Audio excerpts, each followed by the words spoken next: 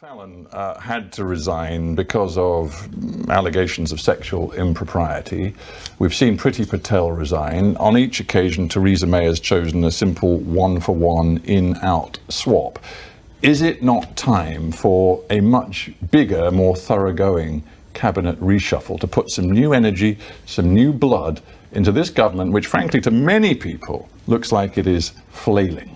Well, I think Mrs May is in the happy position of having an embarrassment of riches. She's got a wonderful and able cabinet, and she's got many people in the Conservative Party who came in 2015 and 2017. But the question was, is it time for a much bigger reshuffle? Not necessarily. I think the cabinet that we've got is a very good quality cabinet. It has some really serious and able individuals in it who are doing important work. I don't think...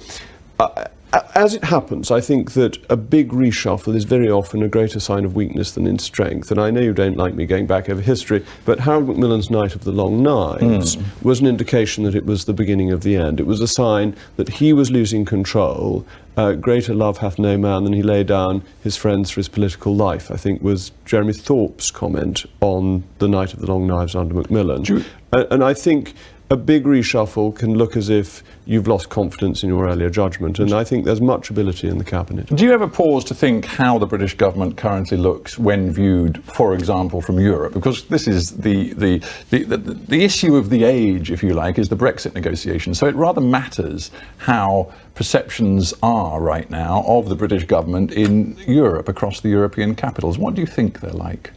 Well, I think there's what they want to say and what they think of it. If you think that Theresa May got 10% more in the election we had than Mrs Merkel got in her election, Mrs May has a government, Mrs Merkel doesn't. Look at the Spanish government. Would you rather be Prime Minister of the United Kingdom or Prime Minister of Spain at the moment? What about Italy? The chaos there. Well, Holland has finally got a government. Let me give you a somewhat different perspective. So compared to continental governments, this government, Her Majesty's government, is really pretty strong and stable. You didn't frankly have the balls to put country before party.